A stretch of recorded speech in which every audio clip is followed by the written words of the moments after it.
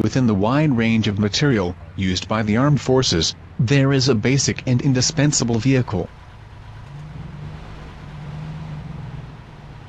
We are referring to the light infantry vehicle, or light tactical vehicle, LTV. The United States, so far, has given two great icons worldwide in this type of material. First it was the famous Willie, and 40 years later, the no less famous HMMWV, or Humvee.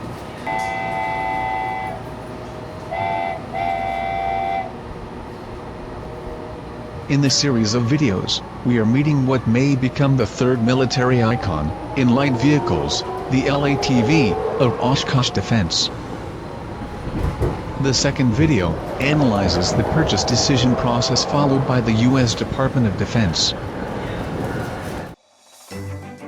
In order to clearly explain the process followed by the Department of Defense, DoD, in the so-called JLTV program, we will use these blackboards so you can have an accurate view of the facts, the time they occurred, and the companies that were involved. In this window, the year we are in will be displayed during all the explanations. In this other window, they will appear and disappear as the hiring process progresses, the proposed vehicles and the offering companies. And in this upper window, we will indicate in which phase of the acquisition process we are. We are in 2006, under the presidency of George Bush, and 2 years before Obama arrived. The United States Army, and the Marine Corps, USMC, had long wished to begin the renovation, in principle, of all HMMWVs. After years of requirements by both armies, in November 2006, the document called JLTV Acquisition Program was approved. Thus begins the first phase, called Material Analysis of Solutions, MSA, in which concepts and market alternatives will be analyzed. In this same MSA phase, a request for proposals, or RFP, is also made to the market, in general. This action applies to companies, depending on the requirements of the JLTV program, make their first participation proposals. It was given a period of 1 year, until December 2007, to prepare the official document of initial capacities, ICD. But the request for proposal, or RFP, to potential companies interested in participating, is delayed until October 2007. This was due to disagreements between the U.S. Army, which wished to boost the armor, while the USMC preferred to improve the lightness and equipment of the new vehicle. And a surprising fact occurs: with the approval of the Secretary of State for Defense, it is decided to go directly to the manufacturing phase, EMD, skipping the technological phase, TD. But the Pentagon disapproves of that decision, for lack of rigor. Remember, there was 1 year left for Obama's arrival, and a change in government administration. And a new deadline is given to the Army and Marines to complete the request for proposals, or RFP, which must be written on February 5, 2008. It is sent to the companies, with a year of delay to the planned thing, and the deadline of requests is fixed for July of 2008. The 7 following proposals were received: Boeing, Textron and Millen Works.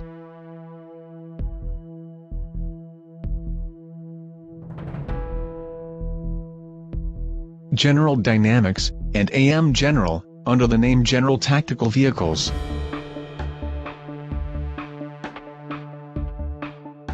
Force Protection Incorporated, and DRS Technologies.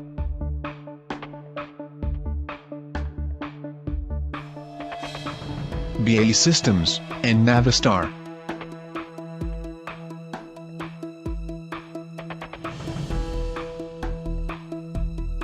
Blackwater, and Raytheon.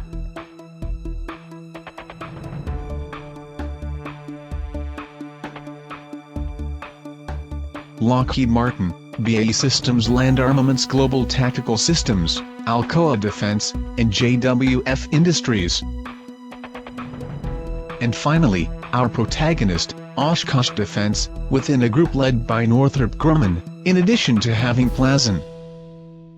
Just 1 month later, on August 14, the proposal submitted by Force Protection and DRS Technologies was officially rejected.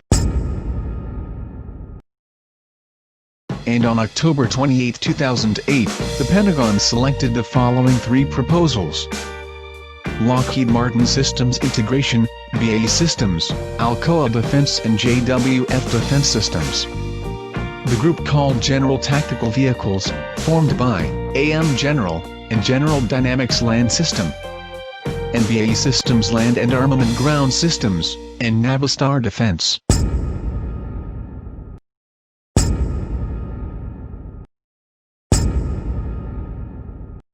As we can see, the proposal presented by Northrop and Oshkosh had been rejected. A week later, the Textron and Boeing Group, and the Northrop and Oshkosh Group, filed claims. In these, they alleged unintended discrepancies in the way in which the maturity of the system, logistics and costs, had been evaluated. On February 17, 2008, all claims were rejected. As of April 7, 2008, the second phase began, called Risk Reduction and Technological Maturation, or Technological Development Phase, TD. Each of the 3 selected industrial groups would be granted a budget of between $36 and $45 million. So that within 15 months, they will manufacture and deliver 4 prototypes of your vehicle. And they will begin, during another 12 months, the corresponding tests developed by the Army and the USMC.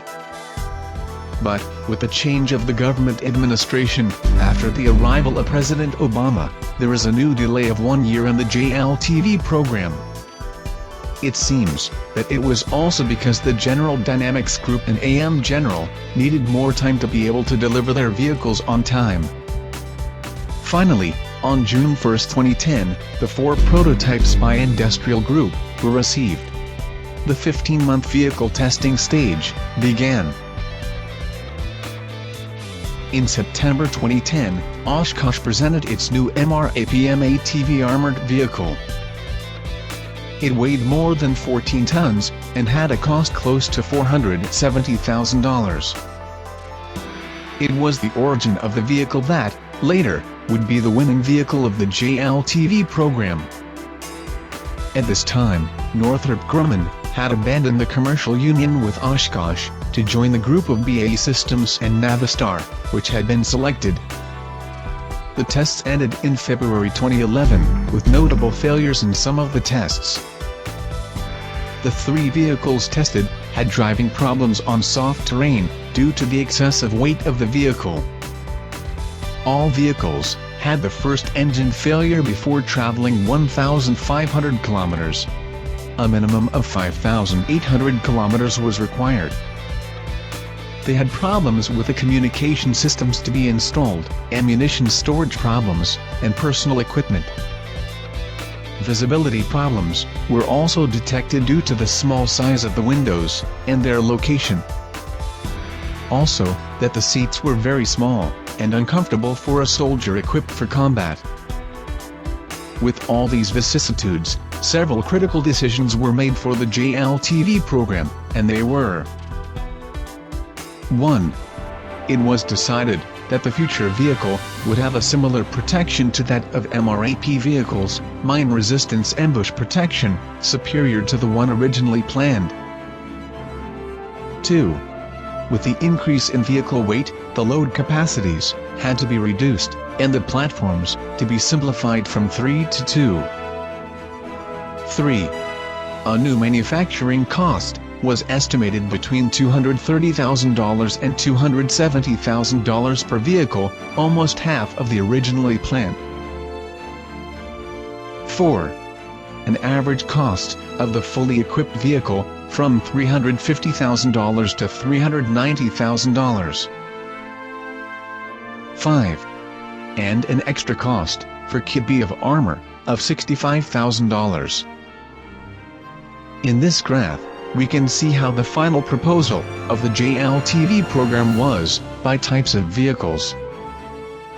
Recall that we continue in the year 2011, and that Oshkosh's vehicle had been removed from the contest. But for clarification purposes, I use the image of the models already manufactured by Oshkosh to better understand the graphic. With all these changes and modifications, it is decided to postpone, once again, 1 year the JLTV program, until the beginning of 2012. And indeed, in January 2012, a new request for proposals, RTF, is launched to the industrial sector, with the new requirements of the JLTV program. But this time, to go directly to Phase 3, EMD, of the acquisition process, as the companies knew well the situation of the program. This kicked out of the program, in practice, to the 3 companies that were still in it to put them on equal terms with the new proposals. This was, of course, a great anger of the industrial groups that had remained until now in the program. Although they were considered with great possibilities of being the final chosen of the program, due to all the experience accumulated until now. On March 27, the following new industrial proposals had been received. AM General, with a new vehicle. This time, without your previous partner, General Dynamics. BAE Systems, with the same vehicle. Also without his previous partner, Navistar, but now from the hand of Ford. GTV, with a vehicle already manufactured, the Moog Eagle. The only group that remained united, from the beginning, and formed by Lockheed Martin, BAE Systems, Alcoa, and JWC. Navistar, with a Saratoga vehicle. It came without its previous partner, BAE System. Hardware, with an electric hybrid vehicle. But days later, it seems that he was invited to withdraw from the program. And our protagonist, Oshkosh Defense, with a lighter and smaller version of his M-ATV, the L-ATV. This time alone, without his previous partner, Northrop Grumman. After 8 months of deliberations, on August 23, 2012, it is decided who will be the finalists, who would enter Phase 3, EMD, of the program. And they were the following 3. The group led by Lockheed Martin, with BAE Systems, Alcoa, and JWC, which received another $66 million. AM General, who received $64 million. And Oshkosh, who received $56 million, for the third phase of the program, called Manufacturing and Engineering Development, EMD.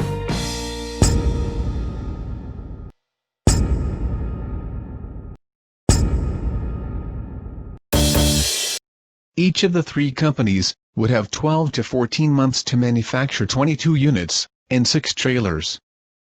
Subsequently, there would be another trial period of the demonstrators, of another 14 months. It should be noted that, both, AM General and Oshkosh Defense, on the second occasion, had decided to participate independently, without associates. Both companies had sought private financing, external to the JLTV program, in order to develop their own prototypes, for this critical final phase. During the next 3 years, until the summer of 2015, tests were performed on performance, protection, and load capacity. The common problems of the 3 competing vehicles were the following. The central tire inflation system forced to waste time in the process, which endangered the crew in case of combat. The storage capacity of the vehicles remained insufficient to the expected requirements. At the protection level, both Oshkosh and AM General vehicles met the required requirements. But Lockheed Martin's were bad. They still used a reduced and poorly located window design. They had no back window. All this affected the situational awareness of the crew. The parameter called MMBOMF, or average miles before the operational failure of the mission, had been located at 3,800 kilometers. The L-ATV of Oshkosh reached the incredible figure of 11,350 kilometers, when the Humvee was at 4,770 kilometers. While that of AM General stayed at 850 kilometers, and Lockheed Martin's vehicle reached 2,050 kilometers. The Oshkosh's vehicle was the vehicle with the lowest storage capacity for equipment, food and water, which reduced its combat autonomy to 24 hours only. The amphibious tests, carried out by the USMC, showed that they were slow vehicles in the maneuvers of passage of the ship to the coast. And due to the large size of the vehicles, the process of preparation for weighting and suspension management greatly delayed the process. Also, the Marines complained that the cargo areas were not covered, as in the Humvee, since they used them too, for the transport of troops. Finally, on August 25, 2015, the winner of the JLTV program was announced, the L-ATV of Oshkosh Defense. Oshkosh Defense and its magnificent wheeling vehicle were still waiting for another 4 more years of changes and adaptations before starting industrial production. But this is part of the following video of the L-ATV series.